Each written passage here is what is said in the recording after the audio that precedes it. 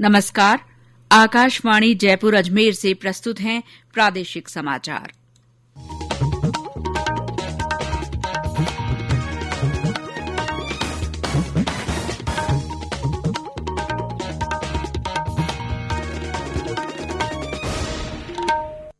मुख्य समाचार। केंद्रीय मंत्रिमंडल ने कृषि कानूनों को औपचारिक रूप से वापस लेने का निर्णय लिया।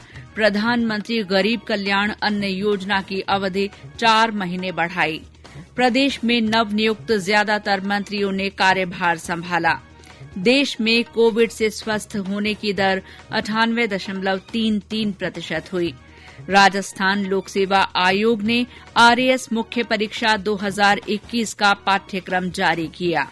और रीट लेवल 1 में बीएड बीएसटीसी विवाद से जुड़े मामले में राजस्थान हाईकोर्ट का फैसला कल।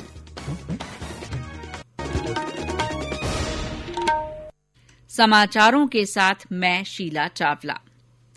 देश ने कोविड टीकाकरण अभियान के अंतर्गत 118 करोड़ से ज्यादा टीके लगाकर इतिहास रच दिया है। इस महत्वपूर्ण काम में योगदान देने वाले चिकित्सकों, नर्सों और अन्य स्वास्थ्य कर्मियों का आकाशवाणी अभिनंदन करता है।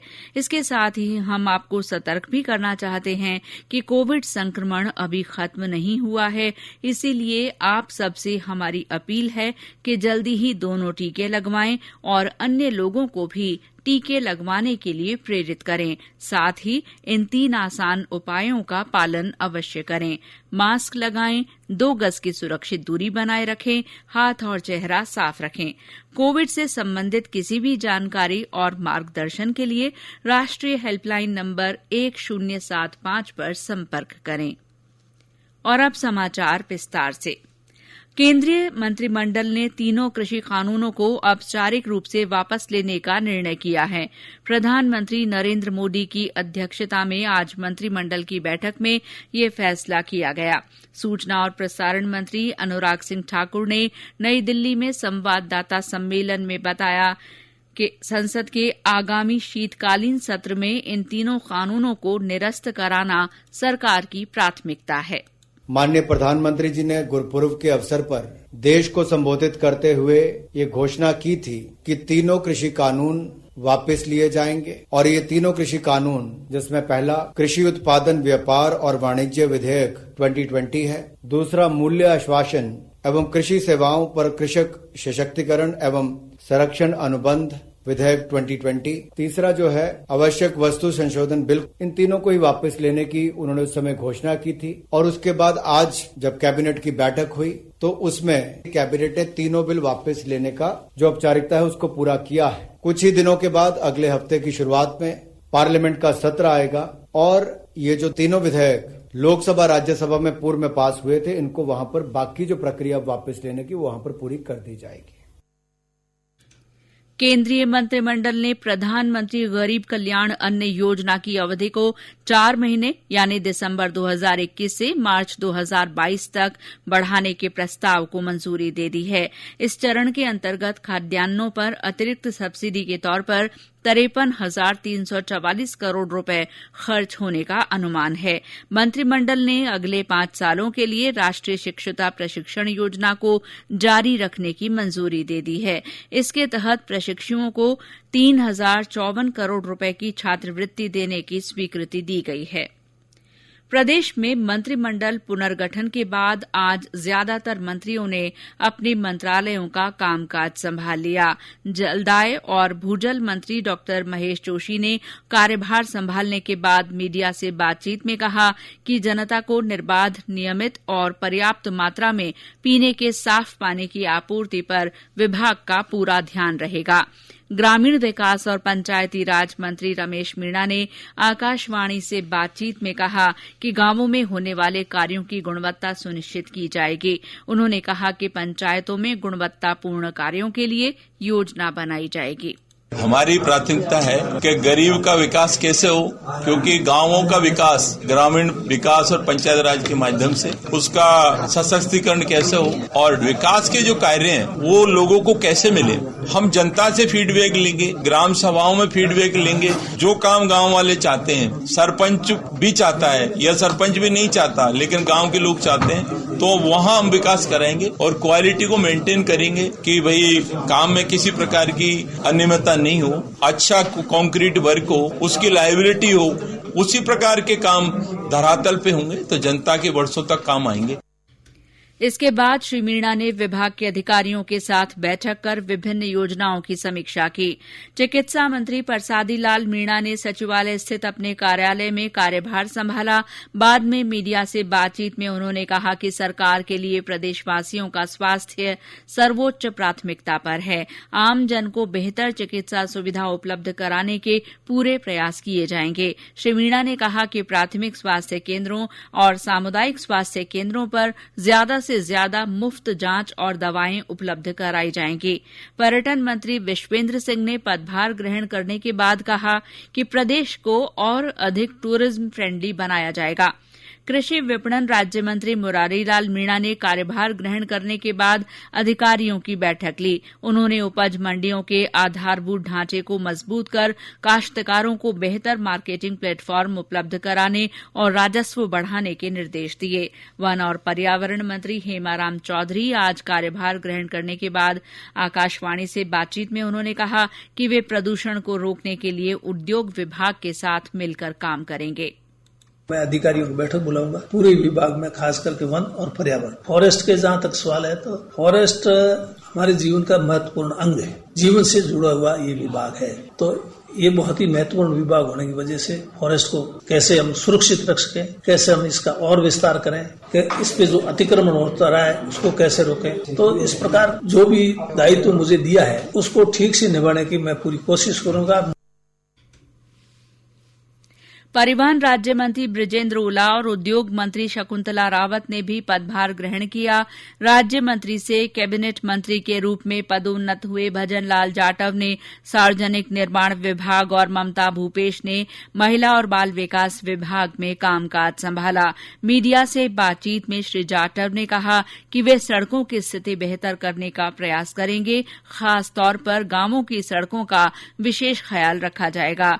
जाहिदा खान ने भी अपने विभागों का कार्यभार ग्रहण किया। देश में कोविड से स्वस्थ होने की दर 98.33% हो गई है। पिछले वर्ष मार्च के बाद ये दर सबसे अधिक है। पिछले 24 घंटों के दौरान 10,949 रोगी स्वस्थ हुए हैं।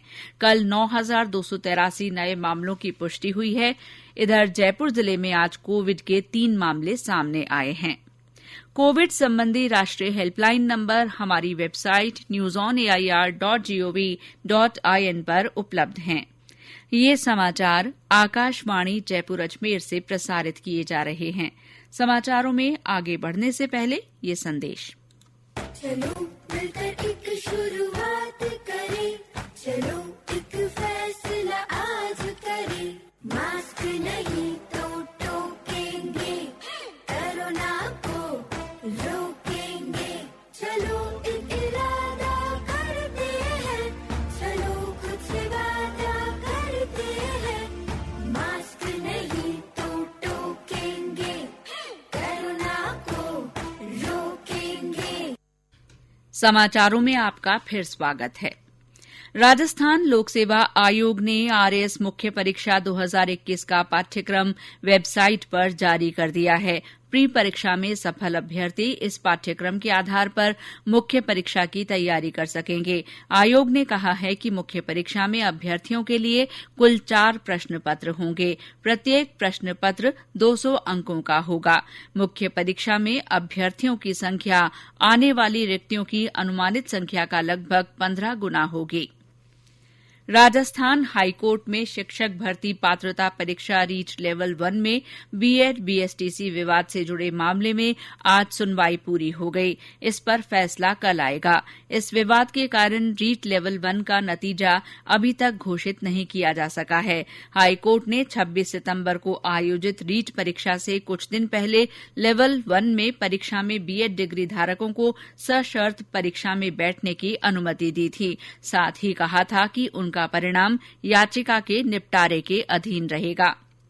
राज्य सरकार ने राजस्थान अभियोजन अधीनस्थ सेवा नियम 1978 में संशोधन को मंजूरी दे दी है। इस निर्णय से राजस्थान अभियोजन अधीनस्थ सेवा की सीधी भर्ती में साक्षात्कार के लिए निर्धारित 25 अंक से न्यूनतम 5 अंक लाने की अनिवार्यता को समाप्त किया जा सकेगा। साथ ही विधवा और परित्यक्ता महिला अभ्यर्थियों के लिए ऊपरी आयु सीमा में छूट का प्रावधान भी किया जा सकेगा।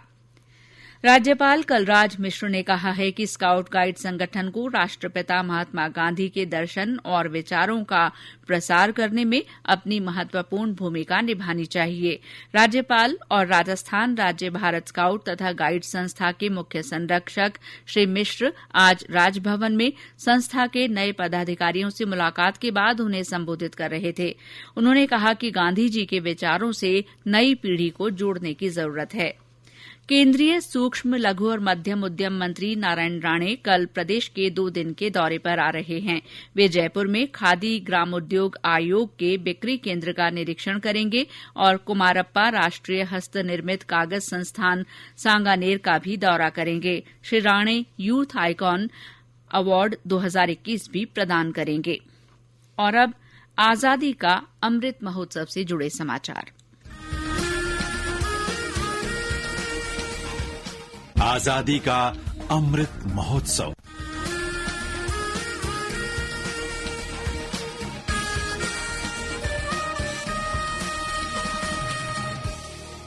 बीकानेर में संगीत नाटक अकादमी नई दिल्ली तथा जिला प्रशासन की ओर से आजादी का अमृत महोत्सव के तहत आयोजित हो रहे देशज कार्यक्रम में आज दूसरे दिन सूफी गायन हुआ। इसके अलावा मांद गायन, कालबेलिया नृत्य, कच्ची घोड़ी और चक्री नृत्य के कार्यक्रम पेश किए गए। इस मौके पर केंद्रीय मंत्री अर्जुन राम मेघवाल ने कहा कि आजादी का अमृत महोत्सव के तहत हो रहे इस कार्यक्रम से स्थानीय कलाकारों को बढ़ावा मिलेगा। तो बीकानेर में करीब 15 राज्यों के 372 कलाकार आए हुए हैं पूरे देश के, और अमृत महोत्सव के दौरान ये अपनी कला का प्रदर्शन कर रहे हैं। बीकानेर वासियों को भी अच्छा लग रहा है। हमारी जो पॉलिसी है उसमें प्राथमिकता है कि ऐसी जो भी कला उसके प्रशय को लेकर के, उसके प्रमोशन को लेकर के जो हमारी नीतियां हैं उसमें भी हम काम करेंगे। नई नीतियां बनानी पड़ी तो नई नीतियां भी बनाएंगे। बूंदी में भारतीय खाद्य निगम आगार की ओर से आजादी का अमृत महोत्सव के तहत आज जागरूकता कार्यक्रम आयोजित किया गया। और अंत में मुख्य समाचार एक बार फिर। केंद्रीय मंत्रिमंडल ने कृषि कानूनों को औपचारिक रूप से वापस लेने का निर्णय लिया है। साथ ही प्रधानमंत्री गरीब कल्याण अन्न योजना की अवधि 4 महीने बढ़ा दी गई है। प्रदेश में नवनियुक्त ज्यादातर मंत्रियों ने कार्यभार संभाल लिया है। देश में कोविड से स्वस्थ होने की दर 98.33% हो गई है। राजस्थान लोक सेवा आयोग ने आरएएस मुख्य परीक्षा 2021 का पाठ्यक्रम जारी कर दिया है। और रीट लेवल 1 में बीएड बीएसटीसी विवाद से जुड़े मामले में राजस्थान हाईकोर्ट कल फैसला सुनाएगा। इसी के साथ प्रादेशिक समाचार बुलेटिन समाप्त हुआ। नमस्कार।